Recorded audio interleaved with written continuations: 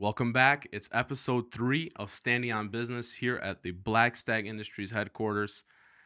We're standing on business, but we're seated in the chairs today. I have a very good friend of mine here in the studio, Kyle Patchett, owner of Forum Barbershop. Sometimes in life, people, relationships, situations, circumstances, business opportunities, they just come at you from unexpected areas, unexpected avenues and sources. And I would say Mr. Kyle is one of those types of people. It just happened, hey, from a friend, a mutual, hey, you should go check out this barbershop, doing really nice work there, and just started a really nice, not only a client and provider relationship, but a really good friendship, I would say, and a lot of good advice, business advice, life advice.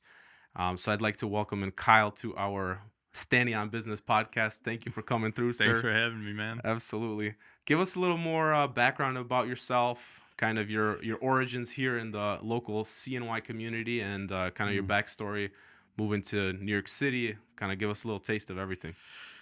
Um, so I grew up in Syracuse. My dad lived like right outside Tip Hill. My mom lived up by OCC, up on Onondaga Hill. I went to West Hill High School. Grew up playing hockey and just hanging out and not really focusing on school as much as I should have probably. And I was graduated high school barely. Went to OCC for a little bit for photography and like human sciences because I always had a creative muscle in me, and I always like talking to people and like hearing their stories and just getting to know people and just kind of like shooting the shit with people.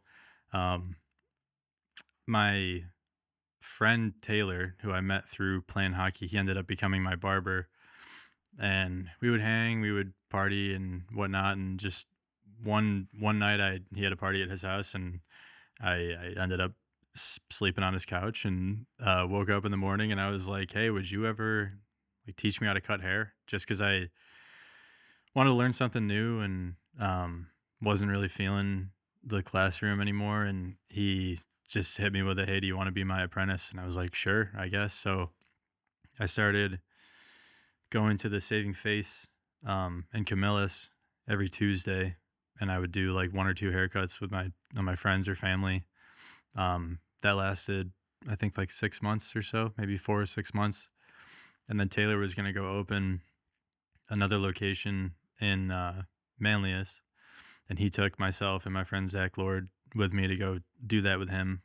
Um, it was great. We worked there. Well, I worked there for about 2 years or so, and I got my master license. And then didn't really know, I was like comfortable, but I was dating a girl that she wanted to move to New York to pursue acting. And with your master license, you can go wherever. You don't have to work under a mentor anymore. So I was like, screw it, I'll do it. I'll go figure it out. And um, I googled the six best barbershops, or like best barbershops in New York City, and then I went on their Instagram and I sent a DM to like my favorite five, and I lined up interviews with everybody the same weekend that we were going to go down to look at apartments. I like got an interview. The first interview I did was with fellow barber, and it went really well. It was like 5 minutes of an interview and then like a half an hour of just like talking about the industry, talking about what we liked about it. And we were just kind of just like friendly banter. So I felt really good about it. And then skipped out on the other interviews. I just kind of banked on that one. And then we got in the car and we're driving home, and I sent the woman an email, and I was like, just nice to meet you. Um, hope I can end up at your shop, blah, blah, blah. And she hit me back and was like, "Yeah, just you can start whenever you get down here. Like, you got a chair for you." So I started at the Williamsburg location for fellow barber. It was like right off the Bedford stop on the L. I know you just got back from New York, so Yeah. you're familiar with Yeah. like right by Bathhouse. I Mm-hmm. think you guys went to that one, Yeah. right? Yep. Um, it was great. I worked there for 2 years. It was like 2018 to 2020. I met amazing people and learned a lot about just like the craft, and um, I saw the potential for like how a barbershop could feel and look. And when I moved to New York, I knew that I was going to treat it kind of like a work study, and I was just going to go there like a sponge and kind of absorb everything that I could. And then I eventually knew that I wanted to come back and open my own place, but I just didn't have a timeline of like when that would be. And then COVID happened, like everything shut down like March of 2020. So I came home for what I thought was going to be like 3 weeks while everything like blew over, and that turned into like 4 or 5 months. And then I went back to New York for like a month, and then just kind of like threw in the towel after that and came home for good. Um, and then just kind of lived, did what everyone did, just played Warzone for for months. Didn't do anything. Everyone had a Warzone face. Yeah, just got dubs in Warzone for like 3 months, and I was cutting some hair in my kitchen. And then eventually, when like things started opening up, um, I was going to get brunch at Modern Malt downtown with my friend Reed, and I parked in front of a storefront that had a for lease sign on the window. So I went up to the window and just kind of looked in and was like, wow, this place would be like, it's beautiful. It's like original wood floors, like 20-foot ceilings, big columns in there. Like it was gorgeous, like a corner spot. It was where Ish Guitars used to be. I don't know if you remember. It's like a storefront right across from the Most. Yep. I just kind of got like excited, just kind of like picturing myself in a shop there. Yeah. Go get the food with Reed, talk to him about it. Just kind of like, hey, this, I saw this spot. It would be so cool. And he's like, yeah, dude, let's go look at it. So we go back after we eat. We're looking through the window, and then the owner of the building ended up walking through the front door while we're looking through the window. I was like, holy shit. So I bang on the window, get his attention. He comes back, tell him I'm interested, just introduce myself. He's super friendly, old dude. I was just curious like how much rent would be. And then coming from New York, I was expecting some like astronomical number. And then the number he came back with was like way less than what I thought it was going to be. So that was like the moment where it was kind of like, oh, I could actually, like, this is feasible. Like, I could actually, like, at least the rent portion is like way, it's not cheap, but it was cheaper than what I anticipated, Yeah. he would say. And so we got into talks, like actual talks about like, hey, like, I'm super interested. Let's do this. And then I think it was like just a horrible timing. Like he was older, his wife was older. She got COVID. She ended up passing away. He kind of just withdrew from everything and just kind of ghosted me. But I had like that itch already. Like I was so far into committing to that spot that I was like, all right, just because it's not going to work out here doesn't mean that it's not going to work out. So I just went on like Google Maps and was just like walking through the streets, like trying to find other stores with the for lease sign on the window. And I found one where the shop is now. Zoomed in, called the number, saw the spot the next day. And then I think I signed the lease like, I don't know, maybe a couple weeks after that. And then my brother and I built the shop out over the course of like it's a long time. It was like 4 or 5 months or so. Signed the lease in March of 21, opened July of 21. And it's been going great since then. I guess that's like the backstory. And then we've been open for 4.5 years now, and it's been started with 3 chairs. Now we got 5. It's been great, man. Yeah. I guess that's the backstory. That's what I like to hear. Yeah. Awesome. How is it? I guess let's kind of throw it back a little bit and also kind of talk about the future at the same time. Talk to me about Central New York.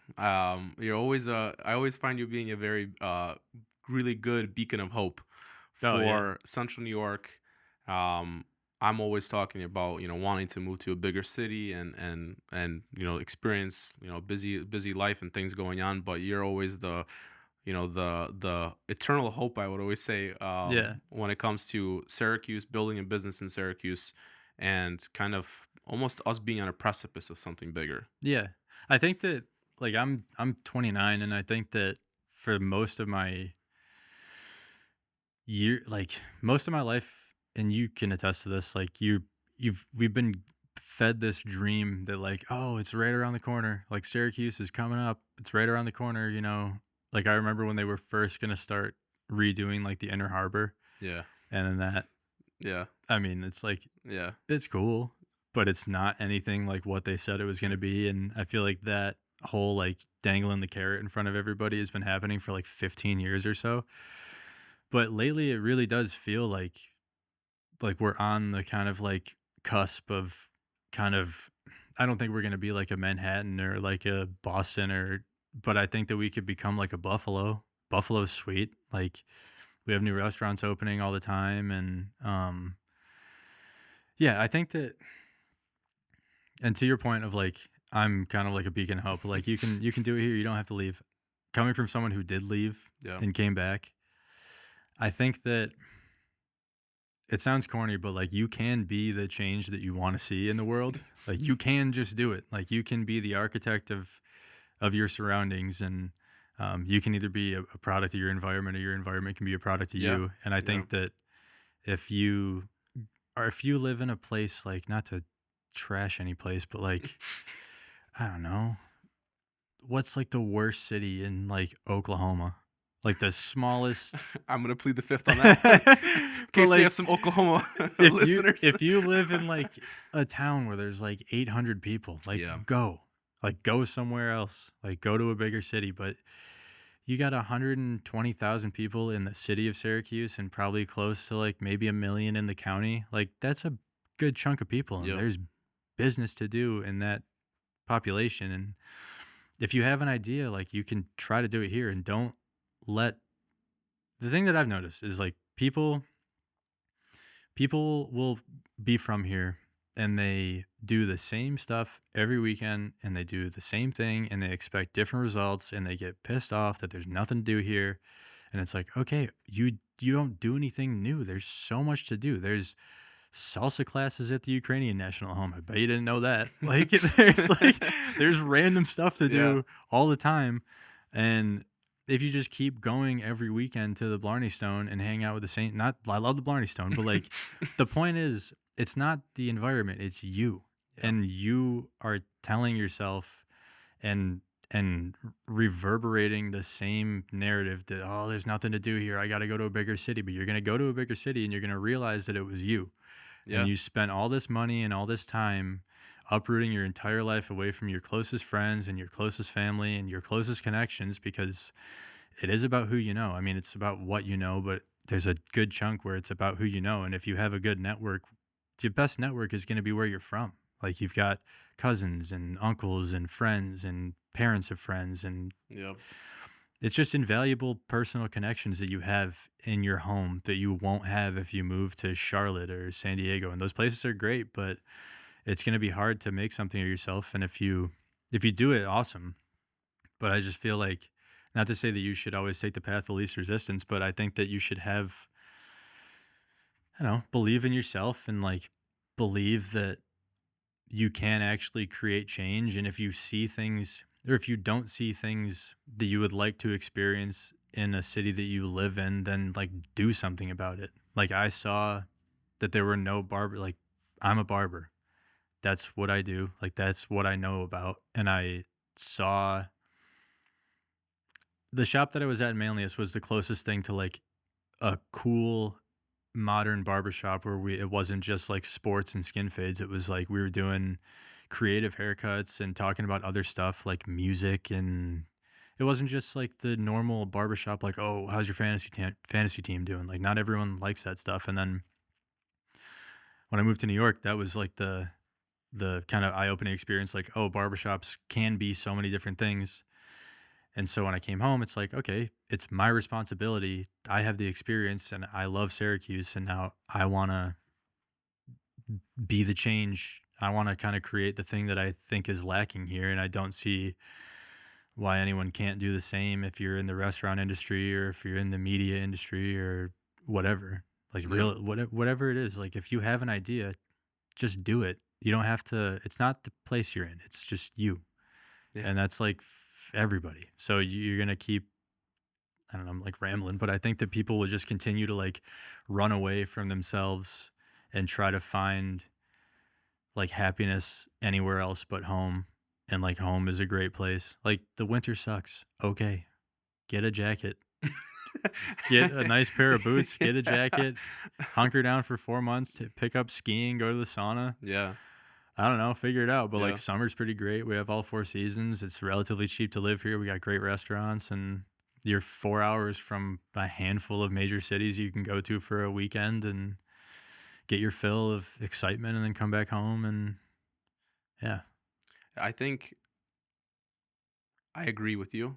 I know I agree with you, but I think that for some people, they need that kind of, you know, catalyst moment, that kind of just that crossroads sometimes where it's like, oh wait, it's not my environment, it's me that's kind of the problem. Yeah. Do you think that moving away to a big city, or do you think that that was something that you like by doing that you realized that, or is that something that you think that would have not been any different had you not moved away? I think that I probably would have gone off on my own and opened my own shop and like done what I wanted to do anyways, but I think that and here I am talking about like how you shouldn't move away, but I think that very quickly once I did move away, it hit me. It wasn't like being forced to come home made me realize that it's not that bad. Like I think I realized that pretty quickly once I got there. I was like, "Oh, you're going to go to a big city and you'll yeah, there's a million places to go eat and go to the bar and whatnot, but like you're still gonna settle into your favorite six or Routine, seven yeah. restaurants, your same routine, and like how different is it really? Like yeah, there's 10,000 restaurants, but can you really eat at 10,000 restaurants, or can you pick a couple that you really Yeah. like and like try a new one every now and again? So I guess to answer your question, I agree with you. I think people do need like a shock to their system, but I don't know what that's gonna be. And it doesn't necessarily have to be moving. No, I don't think so. I think, like a breakup can do it. Mm, Like big moments in life can dictate that. Whether it's like, usually it's like, I don't know, maybe it's tragedy. Maybe it's like a death in the family, someone you're close to, something awful happens and you have like a recalibration of like your perspective. And yeah, I do like, yeah. So I guess it's like, yeah, a good way to realize that home isn't that bad is to leave. To you go somewhere and then you quickly realize that like, oh, it's me. yeah. This place has its problems too. Maybe it's too hot. Maybe there's too many people. Maybe I don't know. But yeah, I do think that it could be like you do need a shock to your system because it's so prevalent here, that narrative that there's nothing to do here. It's like that's all you hear when you're growing up. It's like, oh, Yeah. I gotta get out. I gotta get out. And if everyone around you is echoing that same thing, It's an echo chamber. yeah, and Yeah. then you start to believe it, and you don't even question it. You just go along with your friends who, you know, go away to college, and then maybe they come back, maybe I don't know.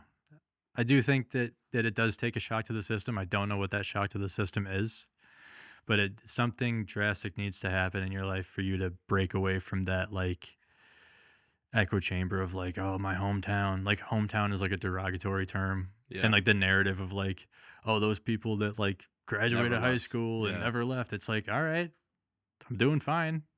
Like, I think Syracuse in and of itself, I think we're at kind of a nice crossroads where it's not a city where there's nothing going on, and it's for example, all of the most of the upstate New York cities here are post-industrial, mhm, you know, were boomed in the 50s and 60s when industry was prevalent here, and then once the outsourcing of labor overseas to other countries, that those cities shrunk down.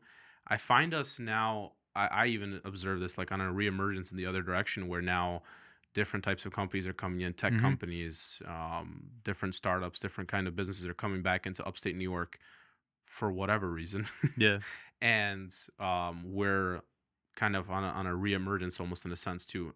And at the exact same time, the cost of living here is not bad, yeah, compared to the city, compared to bigger metropolitan areas yeah, where you can get more.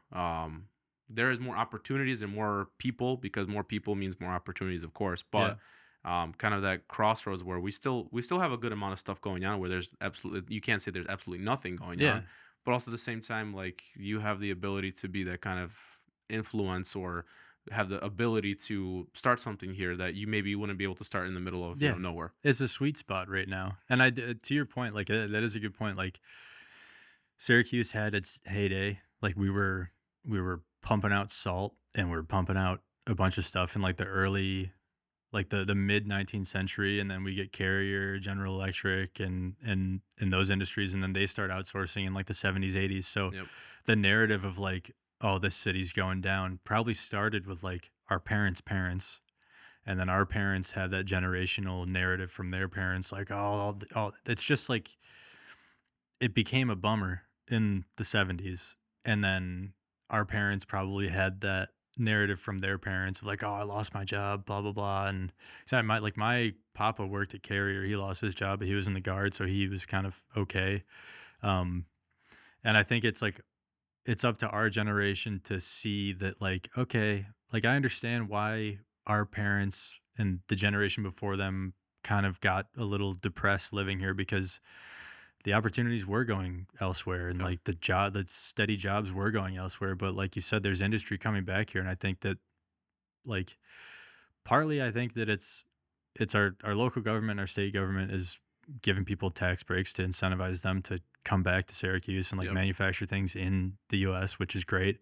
And also I think it's like people in our generation that see that this is like, I think that you and I both, like, there's a reason why you started a business here. There's a reason why I started a business here. I do think that this is a sweet spot. And if you get in, this is almost like the ground floor. Like, we're getting into, if you think of like the city as a business, we're like getting into this business on the ground floor. And if we kind of hold on for 10, 15, 20 years, you're set up pretty well.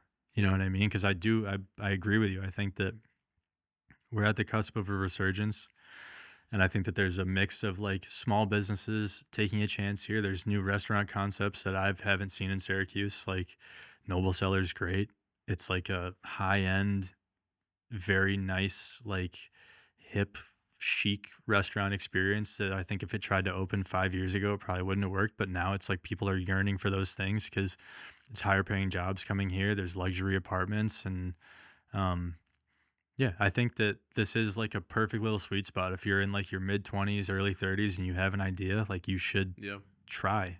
Yep. Because from my experience, like, the city government is like begging people to open businesses downtown. Like, they will do whatever they can to like help you find a location, help you find funding, help you get through the permitting processes, all the zoning BS and everything like that. Like, they're more than happy to help. So I do think and that's another thing that keeps people away from like doing something on their own, is like they don't think that they're going to have the help. But in cities like Syracuse, like, the city wants businesses to start here and to thrive here. So just reach out to the downtown committee, or reach out to to really, there's like the SBDC, the Small Business Development Center.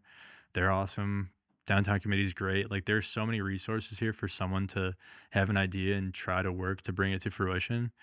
And just like the timeline of a city's life, I think that right now is like a great time in Syracuse to try to start something if you have an idea. Yeah.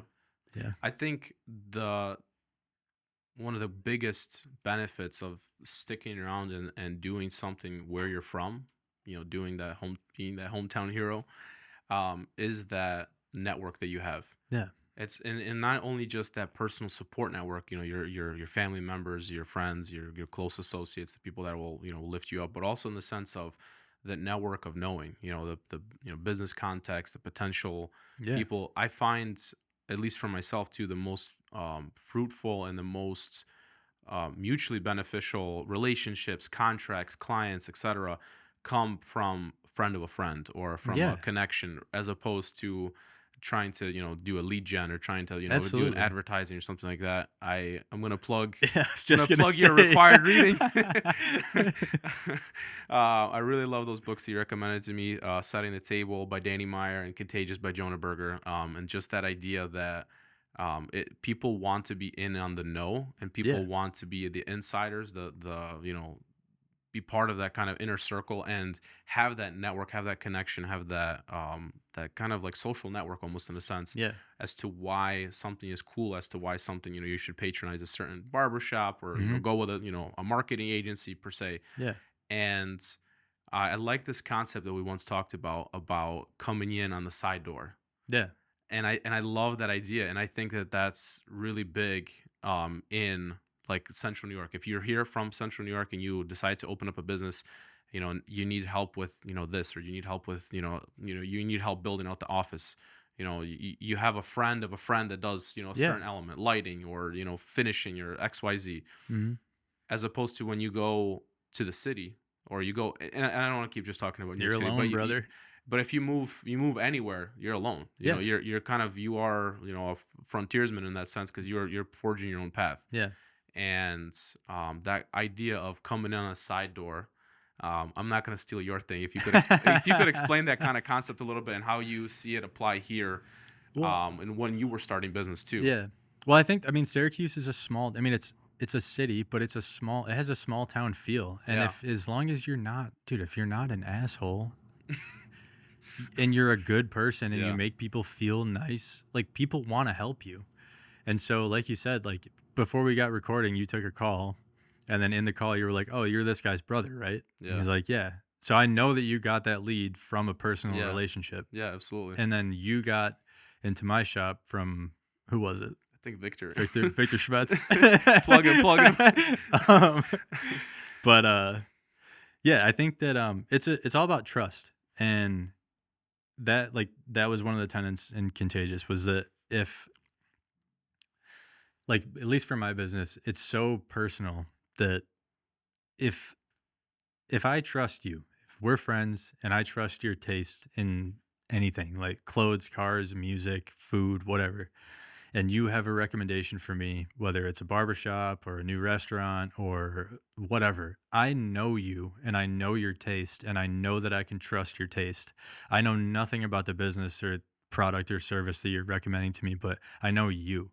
And if I know you and I trust you, then I'm more inclined to try out the product or the service that you're trying to recommend to me because I trust you. And that's not really going in the side door, but that's just No, like the I think it does, because that side door opportunity doesn't get opened up unless you know somebody, yeah. and unless you value and trust that, like, okay, they're not setting me up for failure here. They're not, Yeah. I'm not being used as a gimme here, Yeah. basically. Yeah.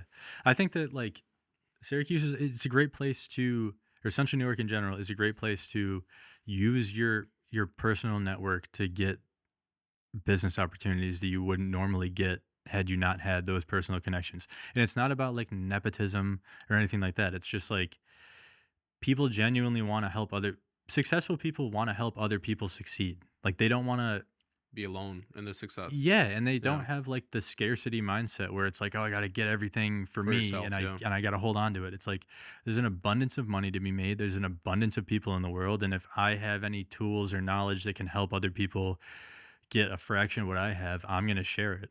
And it's no skin off my back or anything. It's just a conversation or a connection you can bridge the gap between two people. Like that's one of my favorite things about working at the shop is like if I have a customer who needs something and they just mention it in conversation and I know that I can go through like my mental Rolodex of all my other people that I know and I can yeah, like put that relationship together. It's like that's great, man. I helped let's just say someone's furnace breaks or something and I know someone that replaces furnaces. I can help them get through the side door instead of like getting lost in that furnace guy's call log and like, oh, I'll call you back someday. Like, oh no, I'll text him. You tell him that you're my client and then he'll just call you right away. Like that little micro relationship yeah. can happen in any scale in business. Like I have I'm not going to name names, but I have a client. I have a guy who I've been cutting for 10 years who's super wealthy, successful businessman and just because I have that like he just walked into the barbershop one day and you treat him like a normal person because he is a normal person. He just happens to make a shitload of money. It's just he's just a dude like the rest of us. Um, Fast forward 10 years down the road, he's like, hey, you want to expand the shop? Hit me up for a loan. Don't go to the bank. Like they're gonna blah blah blah blah blah. You need a loan, I'll give you a good interest rate. Like don't worry about it. Like that's luck in some way, but it's not necessarily luck because it's a relationship that you foster for Yeah. 10 years and it's just being like a good, honest person and doing a good job and making them feel comfortable and they confide in you, vice versa. And that will help me when it's time to expand the shop, get in through a side door that I wouldn't have had I not fostered that relationship in a healthy way. And I think that's possible for everybody. Like there's no reason why I should have a personal connection with someone of that magnitude. But if you're just a nice, honest person and you do a good job and you're just upfront and you're just authentic, especially in a small town like Syracuse, like that speaks volumes and people recognize that and they want to help you and they want to do business with you.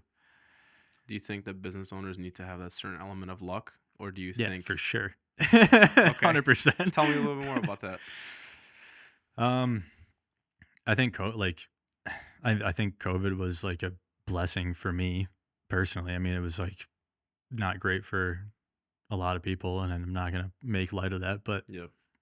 f- when I was living in New York, I was getting swallowed up by the city. Like I was having too much fun and partying too much, and I started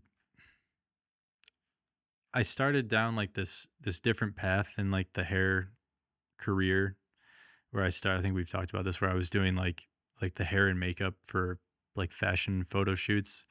And it was sick, but that lifestyle would just kind of it was just getting to be too much fun. I was having too much fun. Oh And no, my steak's too juicy, my lobster's too buttery. I was having too much fun.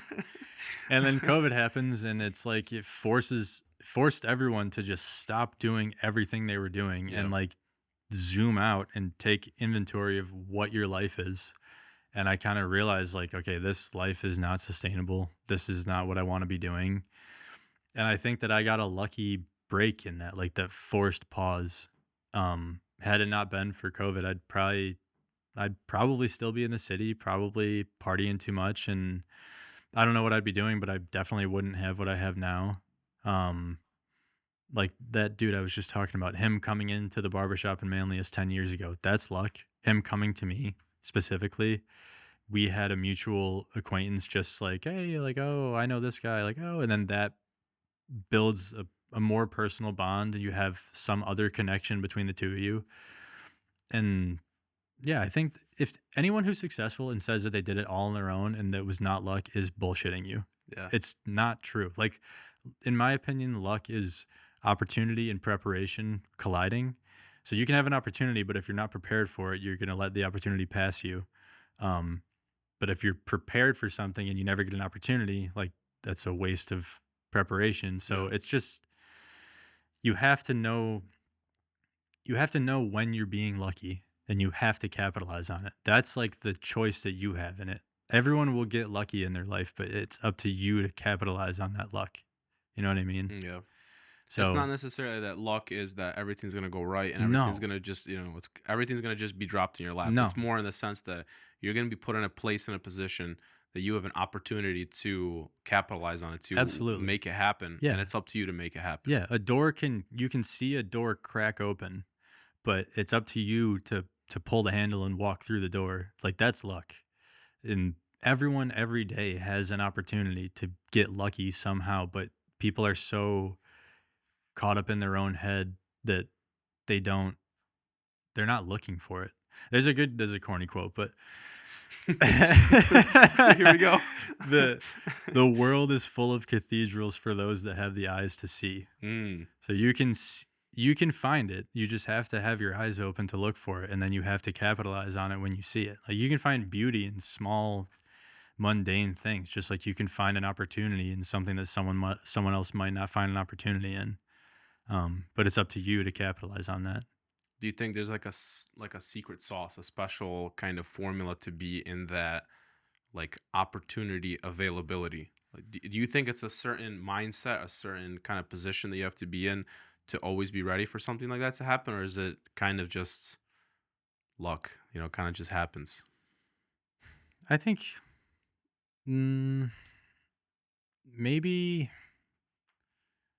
I don't know. I think that mindset. I think at least for entrepreneurs is like the entrepreneurial spirit, and I think that if you have that spirit and you have an idea that you're passionate about and you want to fulfill that dream, if you have a dream and you want to fulfill it, you're going to be looking for lucky breaks.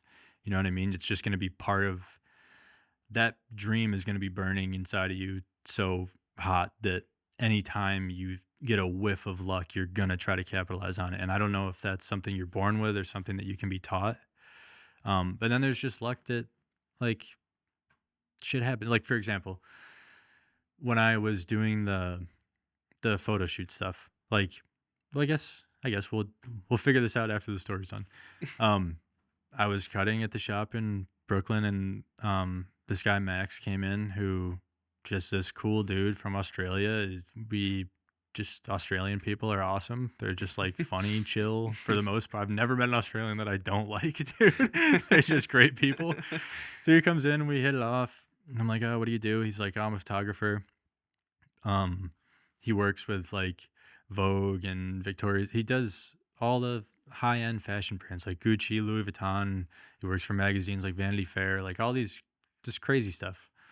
And I'd cut his hair for probably a year or so. We got close. We would hang out, go out for beers and whatnot. And I just mentioned to him that um, at that point in my career, I kind of wanted to. He told me, he was like, "You should try modeling," and I was like, "All right, okay." And so he took like digitals. You know what digitals are, just Yeah. like headshots. Took digitals. He sent them to someone. He ended up.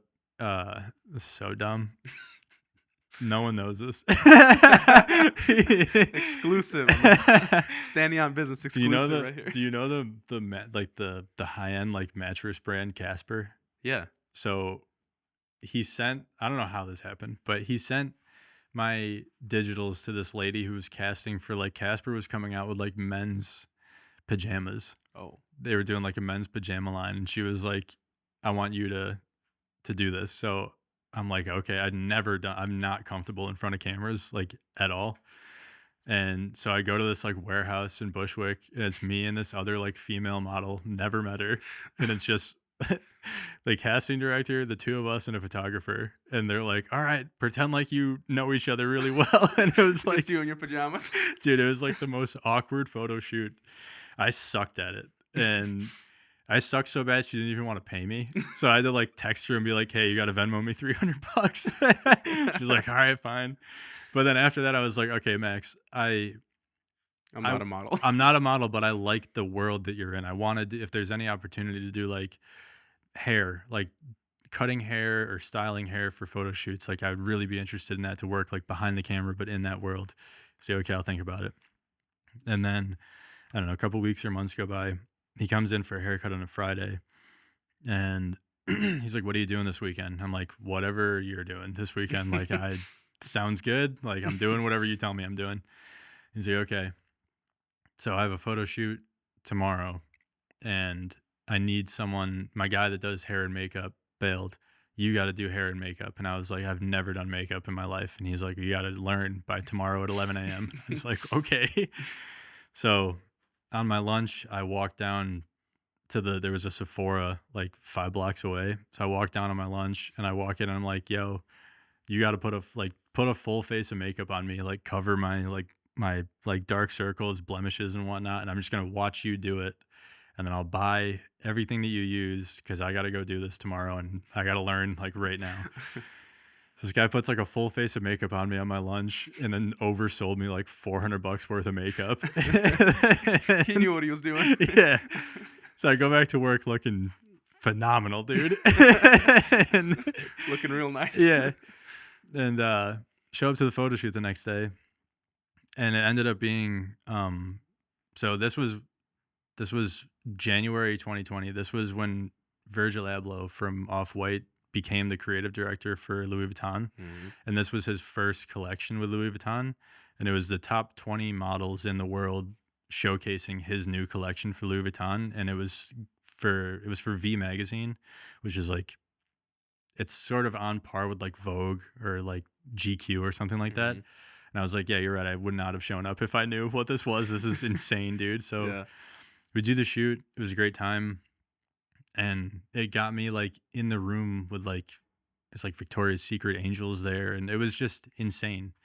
And so I guess that story is an example of like, that's just luck, dude. Like there's no reason why I should have been Yeah. in that room. And then after that, like, he liked me, his assistant liked me, everyone thought I was good to work with. So then I worked on another shoot for High Snobiety, and I did the hair and makeup for that. And like the ball started rolling in that direction, and then COVID happened a month later, and then that whole industry kind of just like they stopped working with teams, they stopped doing hair and makeup. It was like, and I moved back home. So, but I guess my career was sort of going in that trajectory, but that was never like I never thought about doing that. I was just some dude ended up in my chair one day. We hit it off, and then I saw like an opportunity to ask a question, be like, "Hey, if you're interested, I'm interested. Just think of me." And then he ended up thinking of me, and then shit happens.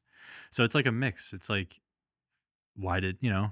he could have sat in anyone's chair, like There's no secret recipe. It's just being ready at the time. yeah, and then speak like sticking up for yourself. If you want to do something and you think that someone is in your life for a reason, then like ask.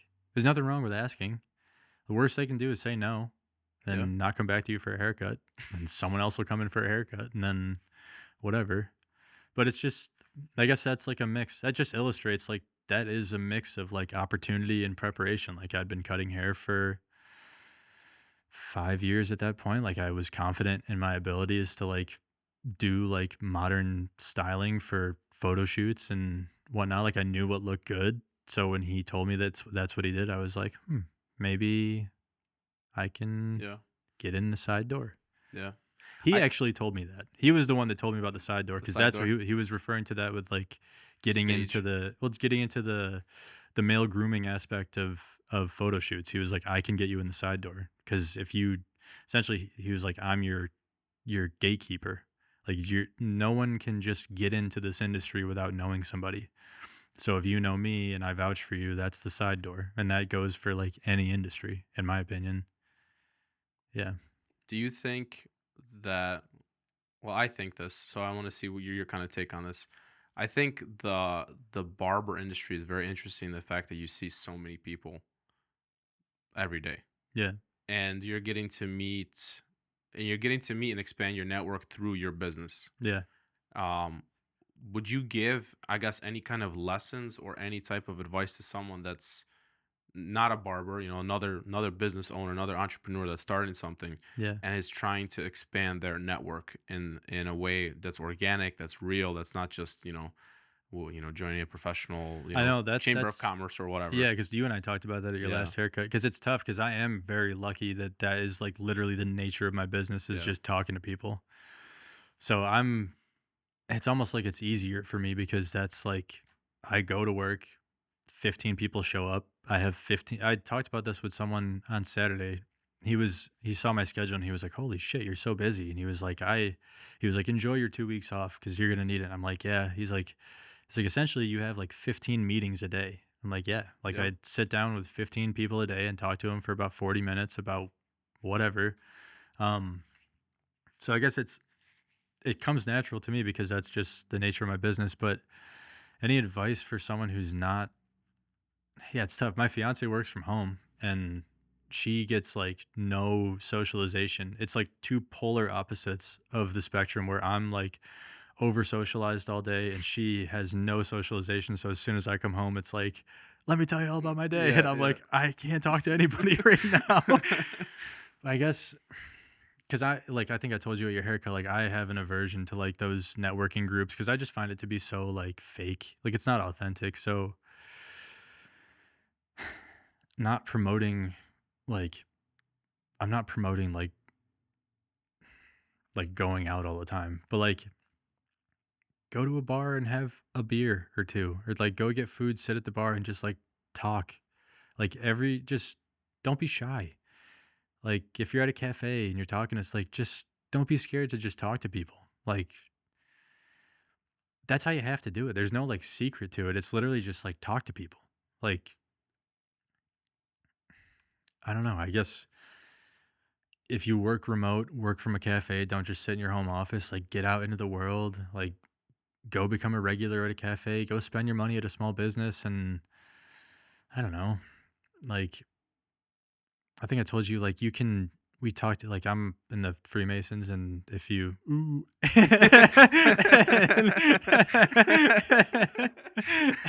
and things like that, they're like social clubs where it's not about business, whether it's like And that's kind of like an old world way to look at it. Like you can Mhm. join the Odd Fellows or the Freemasons or the Elks Club or whatever you want, but any type of reason, like Muay Thai. Like my Muay Thai gym is like it's a it's the same group of people that take time out of their day to go to the same place at the same time to do the same thing. You have something in common, so you're going to foster a friendship Yeah. with them. So then that friendship can then possibly open up other like business Yeah. opportunities. You know what I mean? So just get out there. Like don't just sit at home. Don't just sit on your phone. Like join a club, join a gym, join a recreational sports team, and just like join some type of Yeah. community, whether you like playing Magic the Gathering or you like boxing or whatever. Like go find other people that might have a small like niche hobby that you have, and then become friends with them, and then you never know where that could go. Yeah. I That would be think my advice. yeah, people my like kind of take on it, or my like what my observation over the last couple of years, people like to socialize by and large. Yeah, Like even people that say they're introverts, it's not that they don't want to talk to anybody, they're just not very outgoing, but they still want to have somebody that's in their circle, or kind of their kind of area, that's has the same thoughts and the same kind of, beliefs, and the same thing that they can have a common fellowship over, yeah, break bread over, you could yeah, say, in a sense. absolutely. And I think as a business owner, or any type of person that's kind of trying to grow something of a brand or personal identity, etc., having people in your corner is very important. Yeah, we're social creatures. Like you need people. You Yeah. can't like do this shit alone, man. Yeah. And as much as you want to, like you can't. Yeah. Like as much you can be like the staunch individual who's like, I'm a lone wolf and blah blah blah. Like, no, you're not, dude. Batman. You're not. It's fine. Yeah. Yeah, you need a community. You need Yeah. you need some group of people outside of work and home. Those are the things you do the most of. You work and you sleep more than anything else. So to have like this term third space is like coming around, and a third space could be the barbershop or a gym or some third place that's away from work or home where you go and you have a group of people that you really enjoy talking to, because it helps. It Yeah. helps with like your personal life. It helps with your professional life. It helps with everything. Yeah. Um, I even think that's not even necessarily that everything has to be like a revenue generating, profit making thing. no. Just having even people that you can bounce ideas off and get inspiration from. And even going back to that notion of there's enough food on the table, there's enough for everyone to eat. So even if you're, in the same industry as somebody, and you could view them as a competitor, Hmm. or you could view them as somebody that's, in direct competition of what you're offering, there's still a mutual bond. There's still something that you can learn from them, and they can learn from you, that will benefit both of you at the end of the day. You know, you don't give all everything that, the I don't know how you feel about this. My personal take is, you don't give out the secret recipe to Yeah. the sauce. Yeah. But at the same time, is if anyone can pick up your recipe and make it, and then there's no finesse into what it is that makes you special. Mhm. If anyone can pick up essentially the Kraft mac and cheese box recipe. The recipe's there. You put it together, and it's going to be the same results. Yeah. There's not really much of a finesse in the preparer, the chef there. Yeah. But if there's something unique about the way that you put something together and the way that you make something, that's what makes you special. That's what makes your thing, your service, your insert whatever, Yeah. unique. Yeah. And you're always going to have that thing that makes you special, but that's like the beauty of that's the like I'm not like a hell yeah capitalism, but like that is the beauty of like competition. It like that's a pillar of capitalism, is like businesses are in competition with each other Yeah. to get the most customers. Like Yeah. that's what it is. Competition's good. Yeah, I agree. Like when we opened up in the same building as another barbershop. I wasn't thinking I wasn't thinking like, "Oh, we're gonna screw them over." Like, we're 2 totally different concepts. Like, my clientele is totally different from their clientele. Our vibe and our atmosphere is totally different from theirs. Yeah. And I always thought like I felt like they were pissed at us for doing that, which I understand. Like, I get it. If I had another barbershop open up next door to me, I'd be like, "What the hell, dude? Like, come on, Of man." all the places. Yeah, but Yeah. but then again, at the same time, it's like, look, if I'm doing something that you feel threatened by, like whether it's the layout of the shop or the services we provide or the general atmosphere, then be better. And then if you're doing something that makes me feel like I'm lacking in some area, then that informs me that I need to work harder in some areas where I might be lacking. And then we maybe you don't see it right away, but we're both making each other better. Yeah. And like that shop has since moved down the street. And like when I walk by, like it looks way nicer now. Like I'm not taking any credit for that, but like I'm not. I'm not. But maybe that turmoil helped them, and like they're busy and like they're successful. They've been around forever. And like I can see some things with how they have decorated their shop, and like I can see, and it's good. It's You great. can see your inspiration. No, I'm not saying that. But I'm not saying that. I'm not saying that. But I do like it's good. Like competition makes everyone better Yeah. because if you see someone like if there was a barbershop that opened up down the street from me and they were like doing like there was like this beautiful barbershop that offered all these different services and these great products, I would be like, holy shit, Yeah. we gotta get our we Think gotta, it through. Yeah. yeah, we gotta get our Yeah. stuff together. What can I do to make myself better? Yeah. I think And there's a customer for every single product. And there's absolutely. also a product for every single customer. So at the end of the day, that your client or your ideal person might not be the same as the shop right next door, Yeah. and vice versa. And in the Yeah. sense that, but also at the same time, if you are competing for the same people, which by and large, like if I'm looking for a haircut where and I don't have a necessarily specific niche per se yet, that I want this specific style, this specific XYZ. I'm keeping my options completely open. And then you find and you discover your tastes and likes, and you see, even bring it to like what we do. For we're the right fit for somebody, but we're not the right fit for everybody, Yeah, and that's fine. and that's fine. That's yeah. That's the abundance mindset is like for me, dude, everyone's got hair. If they don't have hair, they have a beard. Like it's fine, Yeah. dude. Everyone needs a haircut. Yeah. So if you're not going to come to my shop, okay, we're not the right shop for you. That's fine. I think that's the beauty of Syracuse. Um, I find myself being more optimistic every time I come in for a haircut about Syracuse in general after we talk. I'm a Because psyop, dude. you're pulling the strings. um, I find that I used to have this mentality when I first started the business that we should be doing everything. Finger in this, a finger in that. Doing print and design and doing video production and doing advertising campaigns and XYZ. All these things. All these services. And we still, to a certain extent, we still can do all of that stuff. But I find as time goes on that you kind of niche down and you end Mhm. up figuring out the certain things that you love to do. And because you love to do those things, you're able to do a better and greater job at it Yeah. because you're passionate about it. Mhm. As opposed to, and that's kind of what I'm getting at with Syracuse, is in the sense that it's a big enough market where you don't have to be the dime a dozen everything provider. We Mhm. have the ability here to have boutiques and different specific niche stores and things that you see in a bigger city because there's more people that have specific tastes for specific things, Mhm. as opposed to, and again, I'm not insulting any locality, Do it. but but if you go into, for example, we both love going to the Adirondacks. Yeah.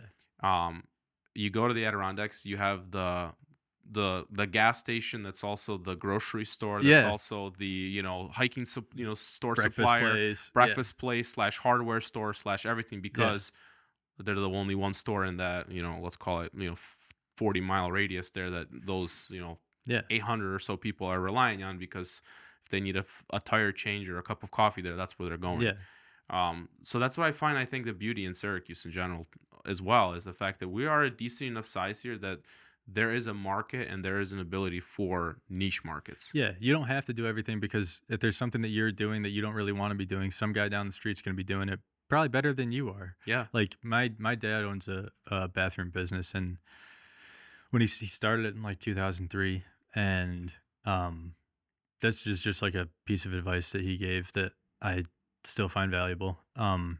The advice, like the phrase was just keep it small or lose it all. Mm. And he started with bathrooms, and then I like you get how it is, I get how it is. You start, you get a hint that your idea is working and your businesses can be successful. So then you're like, oh, okay, we got to do from his perspective, he was like, okay, we do bathrooms. Now we're doing kitchens. We're doing windows. We're doing basements. We're doing like entire house remodels. And then eventually it's like, holy shit, dude, I can't keep track of any of this stuff. We're doing Yeah. like like I can't keep track of scheduling, materials, where I'm putting all this stuff. And then so he grew and grew and grew and expanded. And then one day just reached like a breaking point. And he's like, you know what? Screw it. I'm just doing bathrooms. That's what we do. That's all we do. If you want me to maybe take a look at your window in your bathroom, sure. But like, that's all we're doing, man. And Yeah. after that, like he's made more money and he's less stressed out. So like, Do what you love and know what you know. yeah, exactly. Know what you're good at. Like my clientele in the barbershop, like there are certain haircuts that I know that like I'm really good at those. And the more of those you do, like if I gave you like a mid-length scissor haircut, not many barbers in Syracuse can do that. So if I give one to you and then your friend also has like mid-length hair and is like, dude, Ben, where did you finally get like a good men's haircut? And then you're like, oh, you have to go to Forum. He's the only guy that knows how to do this. And Yeah. he's going to show up. And then slowly, most of my clients are going to look the same. You know what I mean? Hmm. And then I'll just accept that, like, yeah, I'm good at that. I enjoy doing it. And like, that's like the bread and butter. So we'll just keep doing that. Not like I only do mid-length scissor. Like We do more. we do more than that. But I'm good at those. Yeah. I think just in general in life, like if you start, I think this is good. I think it's good when you're starting out, do everything because Yeah. you have to get a taste of to figure out what it is that you actually know Yeah. You got and to know what you don't like. That's just as valuable as knowing what you what you do do like. like. Yeah. Yeah. I find that being like kind of a recurring theme over just even we're 3 episodes in is that, you know, experimentation era, that experimentation phase where you do have to just try everything Hmm. and then see what it is that you like and then dive deep into it. Yeah. Yeah, and if you I used to have this thing where it was like I used to visualize it as like a circle, and it was like I got to remember it. It's like if you like doing something, you're Mhm. going to do it a lot. And the more you do it, the better you're going to get at it, and the better you get at it, you can start to charge money for it. And the more money you charge for it, the more you're going to like it, and the more you like it, the more you're going to do it, and the more you do it, you're going to get better at it, and then it's just like keeps More and going more. and keeps Yeah. going. So just focus on what you like to do. Like whatever it is. Just do what you like and the money, and if you do what you like and you're passionate about it and you're a good person, the money will come. Don't focus on the money. I'm so sick of these here we go. I'm so sick of these kids that go to SU that are going to SU for entrepreneurship, and I'm like, "Okay, cool. What do you want to do?" And they're like, "Oh, I want to own a business." And I'm like, "What kind of business?" They're like, "I don't know. I'll figure it out." And you're like, "Well, you better figure that out before you like that's what you should know. Like Yeah. you should know what you want to do, like whatever you're passionate about, and then maybe turn that into a business." And also, you can teach like business Mm. strategy. Let's get into this. I like where Dude, this is I don't going. think you can teach entrepreneurship. Okay. I don't think I you agree can. with you. I agree with you. I've had guests that disagree with me on that. That it's I think entrepreneurs are born. I think that there's a Yeah. certain tenacity. There's a certain you have to wake up in the morning and just want to get crap done. Like It's like nurture though. I think like I had my dad was an entrepreneur. Like my dad didn't go to college. My mom didn't finish college. My stepdad, he went to college, but then he started his own business. So I was just my two male role models both started their own businesses. So that was like that's all I knew. And there was never any pressure to go to college. Like I went to West Hill, I graduated like passing was a 70. I passed with a 72. Like I strategically did enough to did just just pass enough. and get out of there. And I remember like talking to my dad and my mom, my stepdad, and like it was the same conversation was like, Kyle, what the hell are you doing? Like your grades suck and we know you're smart. Like what's going on? I'm like, I just don't want to do it. And I would try to convince them, I'm like, look, I'm gonna be fine. Like, don't worry, I'm gonna be fine. And I just knew that just watching my dad and my stepdad make their own way, I think that was like the nurture that fostered like the entrepreneurial spirit in me. So I think that it's not something that you're necessarily born with, and it's not something that someone can like tell you how to do it. You just have to observe it and it has to click with you. Like, obviously genetically I'm like my dad, you know what I mean? Yeah. But then I think just like growing up in that environment, that was all that was what men do. Like that was what a job is to me. There was no like, oh, I gotta go put on my suit and go talk to my boss. Like no one had a boss. Like they were both their own boss. And I'm kind of rambling.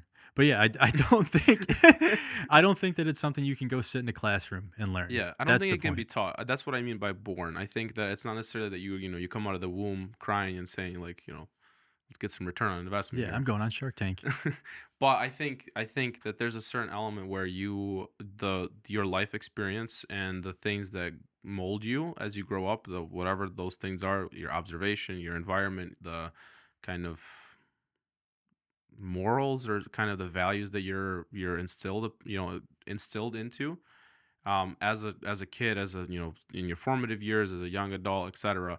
um those things, there's a certain, like, I want to say there's a certain like common strand or common DNA amongst entrepreneurs, like successful entrepreneurs, people that they're not just starting something or they're starting a business because I want to start a business to make money. Like Yeah, I don't I, do th- that. I think that's the hardest lesson. I think that it gets learned, that I've kind of also learned over the last couple, last, you could call it 10 years, is you have to start a business doing something that you love and then turn it into a profit Yeah, making machine, as yeah, opposed to starting something just because you see there's a profit in it, possibly.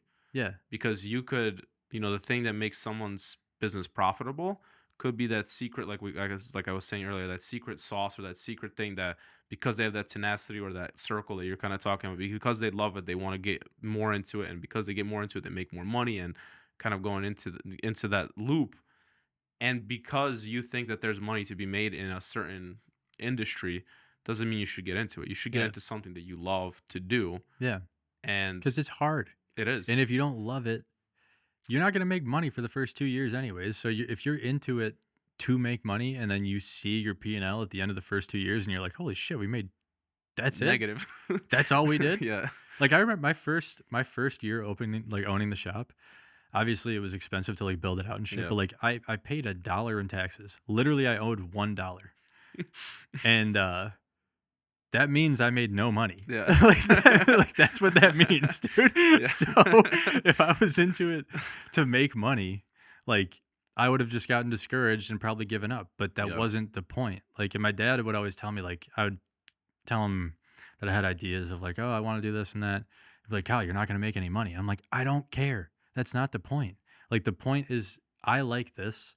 I think that I have a gut feeling that this is one day going to be profitable, maybe. But if it's not, okay, lick your wounds and then Try the pivot. next Don't do thing. it again. Yeah. But yeah, I agree. Like, you shouldn't, if you go into business with the sole goal of just making money, go get a job in finance because that's the only point. The Yeah. point is to just keep making more money. That's it. So then you're never going to be satisfied because someone's going to tell you, why didn't you make more money? Yeah.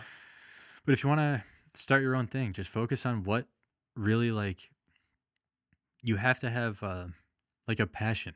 And my passion isn't even hair. Like it's Mm. not hair. It's just giving people a place to go where they can just be a freaking person. It's just take a load off. Like Yeah. once you put the cape on, your suit or your construction Everyone's the clothes, same. everyone's the same, Yeah. and we're just gonna banter and you're gonna relax. We have super high profile clients, and we have clients that are just getting by, and everyone's treated the same. And when you see everyone leave smiling, that's what I love. Like that's why I do what I do. Hair is just like the vehicle to make that Hmm. happen, but like I keep doing it. Like my job isn't fun all the time. Do you think it's fun to talk to 15 people all day every day sometimes? No, Yeah. dude. Like it's not. Yeah. But when you see how happy you make other people, like that's the why. Like that's why you keep doing it. And if you don't have that sense of purpose and like a faith in that you're doing the right thing, then you're just going to get discouraged because this shit is really hard. Like Yeah. it's not easy. It's very lonely because no one really understands what it's like to own a business. like unless someone else owns Unless you own the one. business, yeah. Yeah, so you can't really. It's hard to talk to your friends about it if they're not in the same position, and it's not better or worse. It's just not. You can't relate, so you can't. The things that Yeah. stress you out about work are not going to be the same things that stress them out. So you have less people to talk to and relate to. So it's not fun all the time. It's not Yeah. like sunshine and rainbows. So if you don't have that, like, I think you'll enjoy this anecdote. I was on a trip one time with some friends, and we're the bill comes out, and I'm like, and I'm thinking in my mind because all I brought with me at that, I think I brought like a 2 or 3 cards with me, and I'm like looking at my bank account statement, and I pull out my phone, and I'm like, boys, we got money on the account, like we can actually do something this weekend. yeah, And in my mind, the way that I'm paraphrasing extensively, the way that I kind of said it made it kind of sound douchey, and yeah, like the way I was like, and then I had to like kind of um clarified to them. I'm like, guys, I'm not trying to flex on you that I have money in the account. Like that's yeah, not the point I would say. yeah, The point I'm saying is I had payroll run this week, exactly. and I was just gonna, I yeah, had rent, I had rent go through this week. I had our business insurance go through. I had our subscriptions to our CRM and all the other yeah. software that we use and ad spend and all this come through. And honestly, I thought it was gonna bounce, That dude, and I that's thought it was gonna decline this week. But I just looked, and we got paid, and we got also all the bills paid, and we're still good. We're still in the positive. yeah. So like, I'm not trying to flex on you guys that I'm making, like It's like I'm just I'm surprised. just surprised that we Yeah, that we're making it. dude. Yeah, dude. That's something that like And that's something that like you will know and you'll understand. yeah. But that's something that like I had to clarify to them because I'm like, I don't want you to think that I'm like flexing at you guys No. right now, that I'm like palling up hard. Like No. that's not the reason. It's Like like I'm trying. I'll have the swings, the Yeah. financial swings, like the first there's certain like firsts of the month where it's like my rent for the apartment, rent for the shop, paying all the guys, paying all the insurance, Yeah. like the every bill is due. Like Those start of sometimes quarters, start of halves always hit the yeah, nice. and the swing in your bank account can be like so much money. Yeah. And it dude, that like getting comfortable with that fluctuation for the first couple years is so hard Yeah. because you're like, "Holy shit, how did I spend That much money. 12,000 like how do you Yeah. spend this much money in one day?" And you're like, "Oh, yep, it's just the Yeah. cost of goods sold." Yeah, Like, my mom just opened, well, not just in the last, it's been over a year now, like a year and a half, opened a medical spa, and she's like, and she coming from being a nurse practitioner and having a steady salary, your bills are always paid, everything's good, like everything's solid, and then you go to like, now I have to buy equipment and I have to buy products and I have to buy material and I have to buy XYZ and I have to pay for advertising, I have to XY, all these things. And she's like, and we're having a conversation. She's like, yeah, I have like a $10,000 credit card bill this month because everything that yeah, got put together. I'm like, yeah, well, and welcome. she's like, and like, we don't have that much revenue this month, so where are we gonna pay this? I'm like, you're gonna have to pay whatever you can pay and move on to the next. She's like, I'm not used to that. Yeah. I'm not used to that. Like, she's like, I'm not used to owing money because you get used to that cycle of being an employee. You budget for things because you know Mhm. that you're coming in with a certain amount of money every Yeah. single week. You know where you're coming out of, and that's Yeah. you're kind of living comfortably there. Yeah, and that's stressful. And then you can't how am I going to go to my friend who just like not it's sometimes I'm like sometimes like when it gets bad, like when it gets dark, it's like you get envious of people that like this it's a burden. Like Yeah. sometimes it is a burden to be like heavy is the head that wears the crown. Mm. Like it's not fun King sometimes. Kyle. I'm just kidding. No, dude, not like that. And No, I totally understand because that's the thing that everyone kind of sees, and we've talked about this before. Must be nice. Like when yeah, someone says must be nice. Yeah, it is nice. sometimes. Well, no, if I'm saying when someone looks at and observe and it's observably nice, you're treating yourself. Yeah. It is nice. We worked hard to get there, or you don't see the back end of all the struggle and all the things behind the scenes that led to this moment. Yeah. And 9 times out of 10, it's not nice. Yeah. This one nice thing that's going down, or whatever, a certain element of your business that someone might be envious of or whatever it might be. It was bought with sweat and Yeah. tears and blood. Yeah. Sometimes, Literally blood, sweat, and tears, yeah, dude. Yeah. Yeah. And it's hard to get back to like how it's lonely sometimes. Like when you have that swing where it's like you're your bank account gets drained like 10 grand in a week or 12 grand in a week. You can't like go get a beer with your friend who like has a normal job. He's like, how you doing? You're like, oh, tough week. They're like, oh, what's going on? You're like, oh, I spent, if you say like, oh, I had to spend $12,000 this week, hopefully they're going to understand that it's like, you're not, you're not bragging. Yeah. Like that is just Yeah. a, The some, reality. it's just a reality. And Yeah. it's not like, oh, I've got so much money to spend. It's Yeah. like, I got no, 12 grand to spend, so I have to spend no, 12 grand. dude, Yeah. that was a lot of it. That was Yeah, like a yeah, good, that yeah. was a huge chunk of it, dude. Yeah.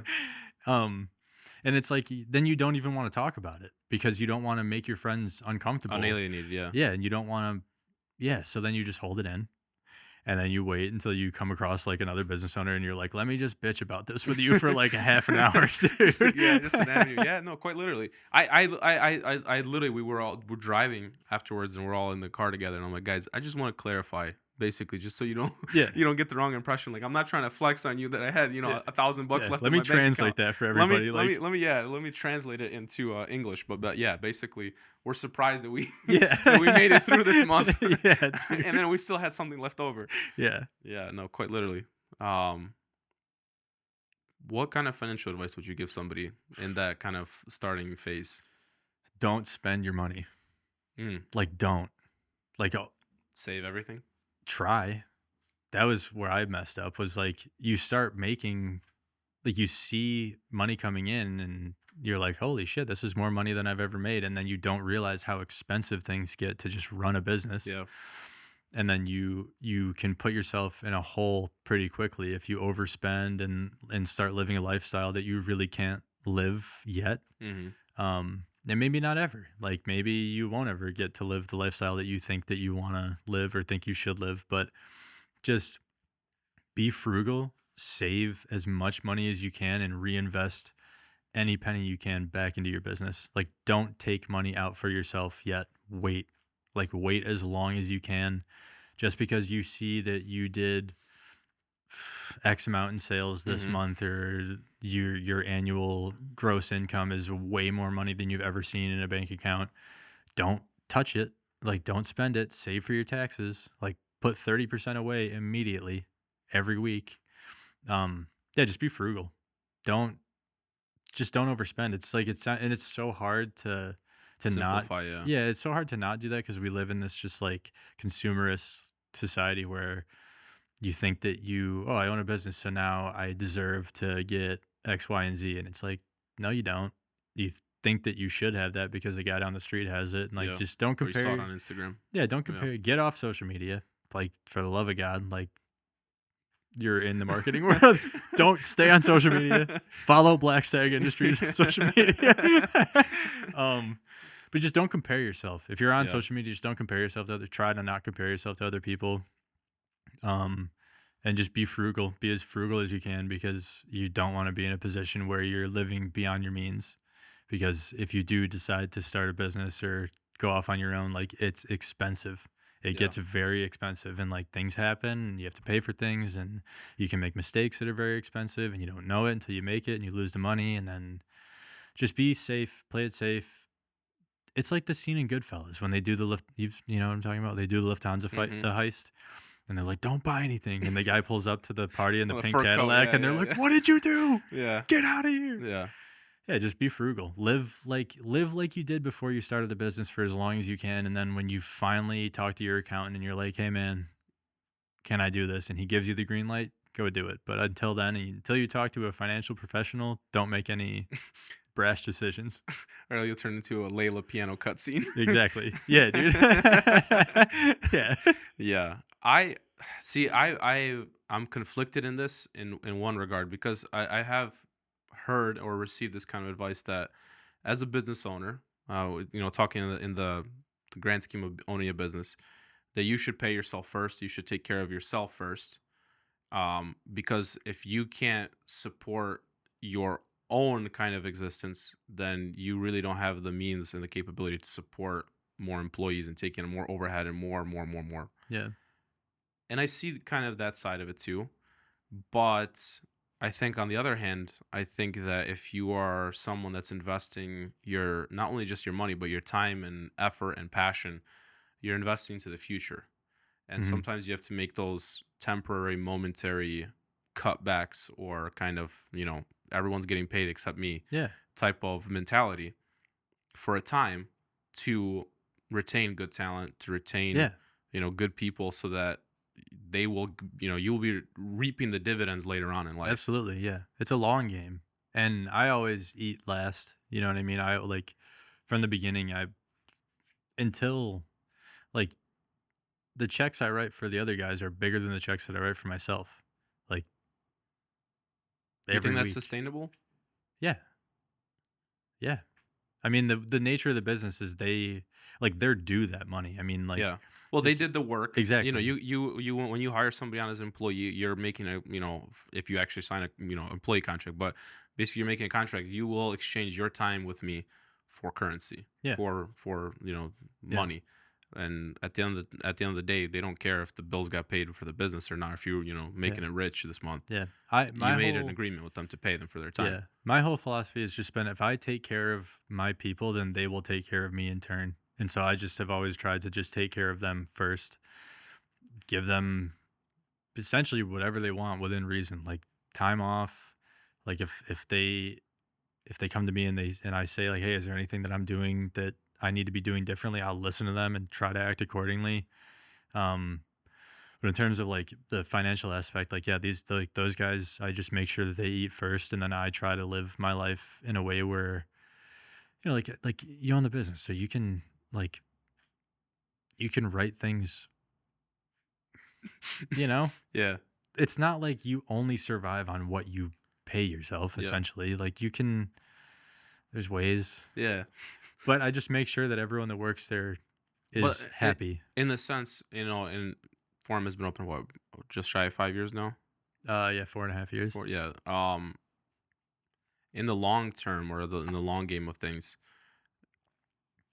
do you find that, at a certain point there will be a time where you need to make sure that you're getting a certain amount of money out of it, or what's your kind of like long term philosophy on that?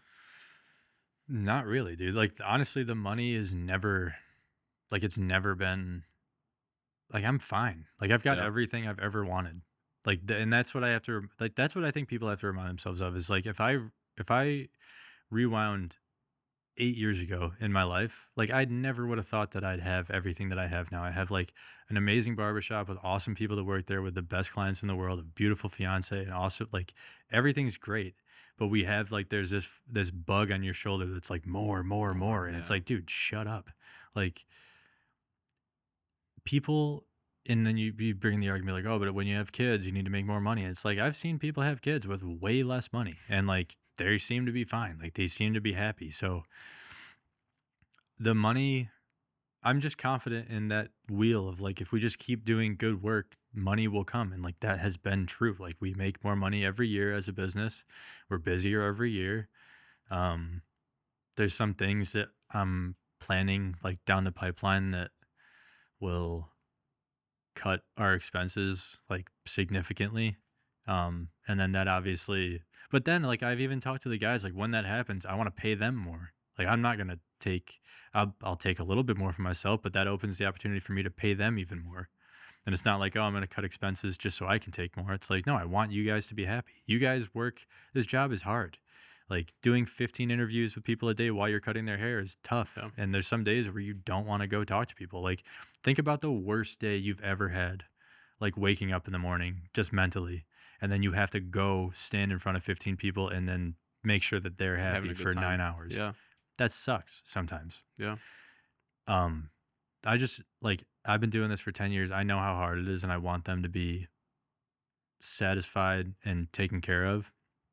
And so like when I think about the future, it's not like oh, like I'm going to make so much money. It's like I have plans, I have ideas of where I think that the brand of Forum can go, but it's not again, like I'd be a hypocrite if I was like, oh, I'm doing it for X amount of dollars. Like I just want to do shit because I think it's fun. Yeah. And if other people think it's fun, other people think it's cool, then like they'll tag along for the ride. But it's never been like I have to do this to make X amount of dollars. Like the Sunday cleaning stuff we do, like we've made no money doing that. Like we've Tell us a little bit more about that. Plug it. Duh. It's my friend Mike O'Leary. Um, he started doing DJ sets in his house, and then they started blowing up on YouTube. Then we got dinner, and we were like, we should just do because I view the shop as just like a room that you can like rent out and do whatever you want. Like we've done like art shows and jazz shows and whatever.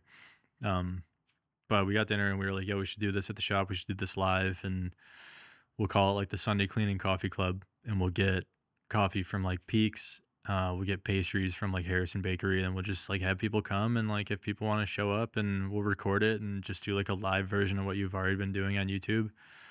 And that we've done it 4 times. Like the 4th video is not out, but all 3 of the other videos have like well over like 2-3 million views on YouTube. And Mike's life has changed drastically. Like he's flying all over the country, and he's doing shows in like Charlotte and New York and San Diego and Houston. He's getting flown out to like, I forget where he's getting flown out to like Sweden or some shit to do a wedding like next year. Like it's crazy. Wow.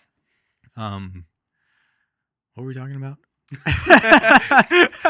No, we're talking about Sunday cleaning, just not making money. Yeah, it's not made to make money. Exactly. Yeah. And like, of course, when you put on an event that costs money to do, like we make merch and we try to recoup our losses from buying all the coffee, buying the pastries, and blah blah blah. We try to recoup it because obviously, if you keep putting on an event where you're in the red, there's not going to be an event anymore because you can't just keep losing it's not money. sustainable, yeah. But the goal wasn't to make money. The goal was, again, to get back to like the first thing we talked about. Like, there's nothing to do in Syracuse. It was like, okay, watch this. Like, yeah, it's Sunday morning. It's 11 a.m. There's 100 people at Forum Barber. There's not 100 people at Forum Barber because that's way over our capacity. There's a good amount of people at Forum Barber, and we're all hanging out, having fun, and everyone's listening to amazing music, like dancing and having a good time. And like, you can come, the door's open, but we kind of just wanted to give people a social atmosphere where they listen to music and like have a drink and have some food, but it didn't have to be at like 1 o'clock in the morning at like a club. Yeah. So that's another example of just like, you see a void, being the light, being the change. Yeah, dude. I mean, yeah, that is what it is. Like, you see a void, you have the agency and the tools to make it happen. Like, Mike's the talent, I've got the venue, we're friends, let's just do it. There's why not? Like, there's no reason why you can't do this. Yeah. I mean, it's for us, even standing on business, this isn't in itself revenue generating in the sense that I'm, hey, you got to pay me money to come on my podcast. It's a two-way street because you get to share your knowledge, you get to share your expertise, and maybe somebody hears about this and says, I'll go check out Forum Barbershop. At the same time, we get to make some friends. Yeah. We get to expand our network, meet some new people. Like, oh yeah, I saw this. And we're already seeing the benefits of doing something like that. And it's not inherently, this thing is not a revenue generating thing, and we're not doing it for the profit, but we're doing it for the value and the revenue of the emotional kind of connection and the network and making more friends and having people on that are interesting, that gives us some some information, some wisdom that not only that we can take for ourselves, but we can people that watch this, listen to this on Apple Podcast or Spotify, anywhere where your podcasts are now seen, you can see Standing on Business. Just a little plug. It's not just about the. I think this is the thing that I'm realizing also as well in business and life and things, is that everyone always thinks about things as dollar signs, ones and zeros, basically. Like, if it's not money, revenue generating and profit, and I'm making profit on this instantaneously, it's not worth doing. But a lot of times is that you do something for free for somebody, or you're just making a friend, or you're making a connection, that then has a greater return than spending on advertising. And even though we do advertising, a lot of the things that when we first started out, it was a lot of paid strategy, paid marketing, paid branding, and it has its place in time, absolutely necessary. Like, I'm not going to say that you shouldn't advertise, but what I find now as time goes on more and more and more is it's more about organic, natural connection. Yeah. Creating not just content or creating things just for the sake of creating them, just saying that are active, our pages are active, etc. But it's about being intentional with the space, being intentional with your connections, your clients, the way Yeah. you make them feel, Yeah. kind of going into setting the table. Nice. Just being Great segue. great segue, like being like having that kind of hospitality mindset at all times, that you're serving, like, yeah, Yeah. you have a servant mentality, you're serving people. Absolutely. Yeah. And at the end of the day, like, how well you serve them is not only based on just like the value you get out of it, the profit, how much you make on that transaction, Hmm. but the lifetime value of your hospitality, the lifetime value of how you made them feel while you're doing that, Yeah. which The, is more important sometimes than just the outcome, the actual product. yeah. Like this time of year is it's so beautiful at the shop because like when we're there, we're busy, like our heads down, we're just like we're not to be like not to minimize it, but like we're doing a job. Like we're there doing a job.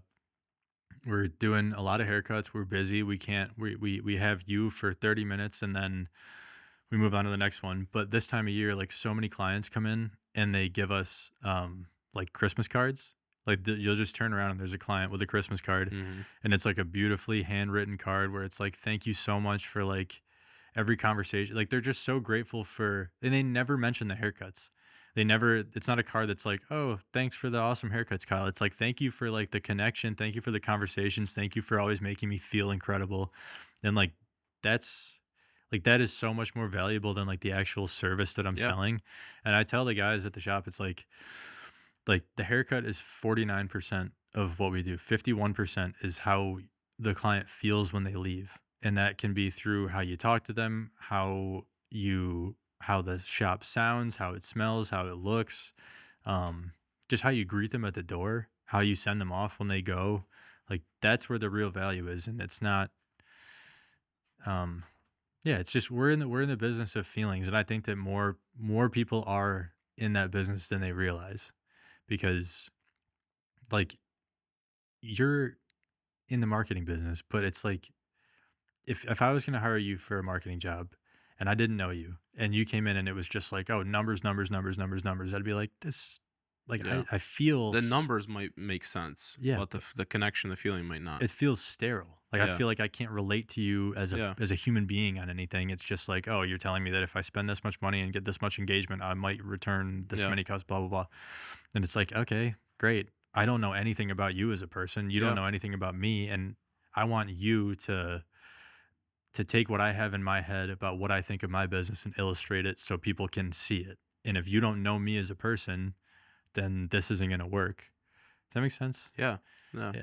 I actually just hired a business coach that I'm going to meet with for once a month for 6 months. And he usually works with like very cut and dry businesses like product manufacturers or whatever. My friend Rob got me in touch with him. Um, and his name's Brian.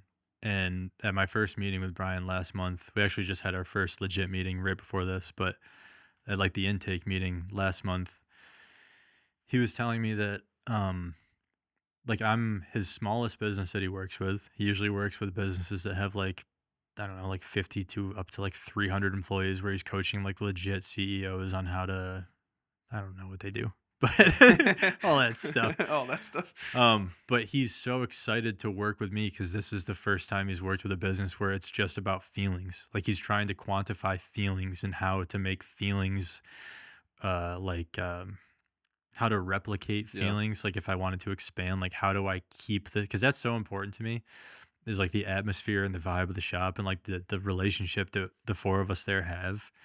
And like I want to grow and I want to make more opportunities for the people that work there. So like that means expansion in some way, but I don't want to lose that feeling that everyone has when they come into the shop. I don't want to wash it down and like Yep. lose the quality. So he's just like Brian's just like fired up to like try to dive into like the feelings business, which is really exciting. And it's like not something that I don't think a lot of people think about that. They just think about the numbers. Yeah. I think a lot, like, regardless of what industry that you're in, and that's what I kind of really enjoyed, thank you for the recommendation, reading that book, is that, he talks about it from the element of what he is, which is a restaurateur, and starting Shake Shack and all of his restaurants, and a lot of it can be directly applied to the restaurant industry. But hospitality in and of itself, if you are in a service, business that you're serving somebody, I would even say even like a product based business where you're selling something to somebody, it's 9 times out of 10, it's not just about does the service or the product do what it's intended to do, because again, at the end of the day, all the hairs are getting cut, Yeah. but it's the process of how it's getting done. Same thing with marketing. Same thing with anything. It's not just about how you hired somebody to pour a concrete pad for you. They poured the pad, everything looks good. It's found structurally sound, awesome. But if they're a pain to deal with, and they make you feel of like an idiot work when Yeah. they're talking to you, and you just feel like neglected as an individual, you're not going to want to recommend them again to somebody, even Exactly. if they pour the best pad. Yeah. And almost I see this trend also happening, that people that are masters in their craft, people that are artisans, they feel like they can get away with being just not great people. Like they Hmm. can get away, they feel like they're justified in the sense that they can feel they can talk poorly about their customers, and have a negative outlook on life, and just overall just be difficult to deal with, because they're so refined and Yeah. so like. But I feel like that is not a sustainable outlook, or a sustainable kind of perspective on life and business and customers, etc., because people are okay with dealing with your negative personality, etc., because you have a good product. But up until when? Yeah, Up exactly. until what point What happens when is, they go down the street and they get a just as good of a job done by someone who's actually or nice to even them? even if the job is worse, but it's close to. Hmm. But because the way that they were made to feel, and I don't want to get into like a touchy feely kind of outlook on life, like everything's just about emotions. But to a certain I extent, mean, it is. I mean, a the lot of it reality a is. lot of times, it's you walk out the door, and it's like, how did I feel after that? Yeah. Like was that, do I feel like happy about that situation? And it could be a bad deal. Like you could be Yeah. You could coming be in, getting you screwed. could be getting screwed over, but the person made you feel awesome about I've stuff and everything. had that happen, dude. I've Yeah, I've wasted 10 grand on a marketing. It was just BS, and like, but the guy made me feel like it was a great idea and it was going to be this revolutionary rebrand and it was going to be incredible, and it wasn't. Like, it yeah. was just a lackluster, and but every time I left the meeting I was like, "Oh, this is I'm great. fired up. Yeah, Yeah, I cannot wait. This is so exciting." And then at the end you're like, "I'm out 10 grand and I have nothing to show for yeah, it." yeah. No, quite literally. Yeah. So I That's guess it's like, make people feel good, Yeah, be nice, and and do a do good what. job. Yeah, do a good job and do what you like. Yeah, It's not hard. I mean, it's hard. It's not complicated. yeah, It's super simple. yeah, It's so simple, but it's not easy to do yeah, because everyone's going to be telling you how to do it, and like all these fucking experts, and like, just trust your gut, make people feel good in whatever business you're in, whether it's finance or cutting hair or marketing or food, like food service or whatever. If you make people feel good, they'll be back. If you do a good job, do what you're supposed to do, have honor and like respect your respective craft, you're gonna go like very far, especially in a place like Central New York where everyone knows everybody. yeah. To circle it back to, like, it's a small town. So if you have a good reputation of making people feel good and being a nice, respectful person, That'll like, get you around. will be Yeah, successful. absolutely. Yeah. On the topic of standing on business, what's one thing that it's a non-negotiable for you in terms of anything when it comes to business? What's the one thing that you could boil down to? This is what I stand on, and Oh boy. take everything out, take whatever it might be, but this is the element that basically I root my identity or foundation on. Honestly, dude, my when I was like 17, I had all right. So when I was 17, I had a really close friend. We're getting deep, dude. When I was 17, I had a really close friend commit suicide. And from that moment, I was like, okay, you never know how how how bad someone else's life is. Like, you could be so close to them and have no idea what's going on. So from that moment, I was like, okay, my purpose on this planet is to make life easier for other people, make life a little bit better for other people. So it's like, from that moment on, I was going to be of service in some way. and then cutting hair and being in the barbershop, that's how it manifested. And that's why I eat last. And like, I just want to make sure that everyone else around me is taken care of, because if I know that that's true and I know that I'm doing the best I can to take care of everyone else, then they will take care of me. Because if I've hired good people that have a good moral compass and a good heart, I know that they're going to organically want to take care of me. So as long as you take care of the people around you, make their life as comfortable and as good as you can make it, they will take care of you.